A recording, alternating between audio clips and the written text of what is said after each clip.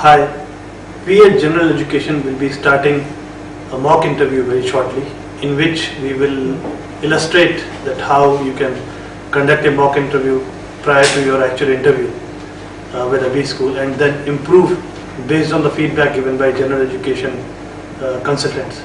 So here you will be witnessing actually a mock interview being taken, and then basically we will go through the feedback points, and then based on that you prepare and then take the actual interview. So first session, it will be divided in 3 sessions basically. First session would be an actual conduction of the interview, in which we will conduct the interview, we will ask the questions and you will have to answer promptly. We will also note down the feedback in the meanwhile, and then we will read out or conduct the feedback session, in which you will in turn note down the points and then prepare based on that. So let us start for having a great interview. And for the information, this is the interview for Michigan Ross. So the candidate has actually got a call from Michigan Ross, and his interview is in the next week. So we'll be conducting a mock interview. Let us start. Thank you very much. Sure. Okay. Hope you're doing fine, Mohit. Okay. So my first question would be, take me through your resume. Okay. I've been born and brought up in Delhi, and I did my schooling in Delhi itself. Post which I actually tried for Indian Air Force through National Defence Academy, in which I secured All India 19th rank, but I could not join it due to existing medical condition of sinus arrhythmia. But post that I actually joined Delhi College of Engineering, and in 6 months I was upgraded to Electronics and Telecommunications stream in Netaji Subhash Institute of Technology. Post that I completed my degree from NSIT with and I passed my degree with the first grade. From NSIT itself, I joined Hutch as my first job, where I worked as the interfacing engineer between hardware and software for the GSM switch. I was one of the best performers within my batch, and worked closely with the CTO and the general manager of Hutch Delhi. And post that, but most of my work experience was related to implementation rather than. Just to cut it short, you were a fresher, I suppose. When you say that you were working closely with the CTO, so how, on what business you were working with him, or on what project? It was completely on the. Actually, there was a project which was to do software hardware interfacing for a new GSM switch, which was to increase the capacity of Hutch by call handling capacity by 20%. So I started as a part of that team, but I started coordinating between different teams which were related to the switch. So, and that way I assumed a key position, and I started reporting directly to the general manager of the switch. Okay.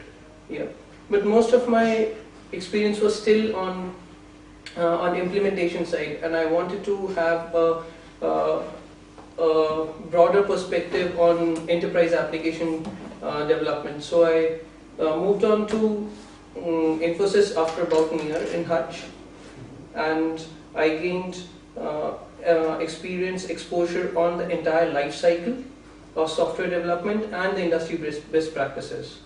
At Infosys, my stint was for about 2.5 years, in which I worked in various capacities, such as trainee on an emerging technology to module lead leading a team of size 4.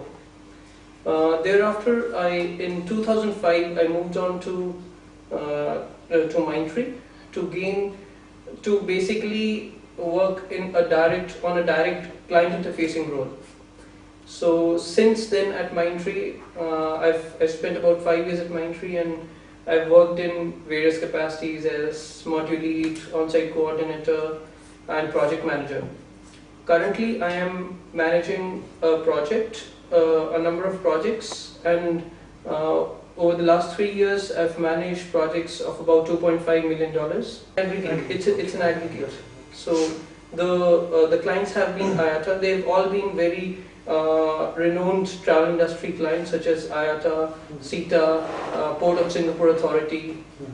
So and my experience with them have been quite deep and pretty long. For example, with IATA, I was 3.5 years. I had worked with them. And who is the second one? SITA. SITA. Okay.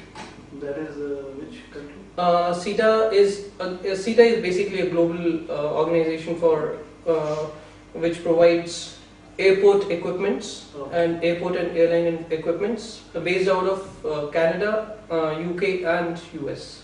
Okay. So why do you want to do an MBA? My experience has exposed me to the technical side of IT industry and to some extent the project management side also. But over the last few years, I've realized that my work experience, I still need to gain a lot of knowledge on functions to which my work experience has not exposed me. For example, finance, marketing, etc. So, for example, when I started managing projects, I did not have an idea about accounting books, about gross margins, about EBITDA, and it was only after I actually jumped into the ocean that I got wet and I realized, okay, I need to know about these things. Not all functions would be required to be known. If you are working in certain capacity in a company, for example, as a project manager or even a business development manager, or even if you choose any function. So why there is a liking or penchant towards acquiring everything as a knowledge? Right. My long-term goal is more focused towards general management and handling the P&L for a business unit, for a geographic business unit, for which I need to have knowledge about at least a few important functions that go into running a business, which basically can be finance, marketing, delivery, operations, corporate governance. So to gain exposure, to gain first of all structured knowledge on these functions, I look forward to an MBA. Plus, I look forward to an MBA to also help me in my short-term career goal. I've been in technical side and I'm doing project management now, but I would want to have a flavor of a strong experience rather on business development also, and for that is a form of a function switch for me.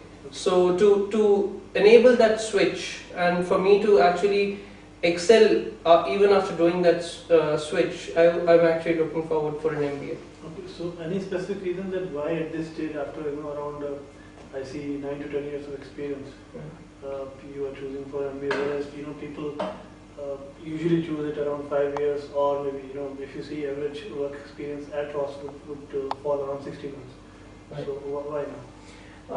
I would say that my decision of actually delaying the MBA till now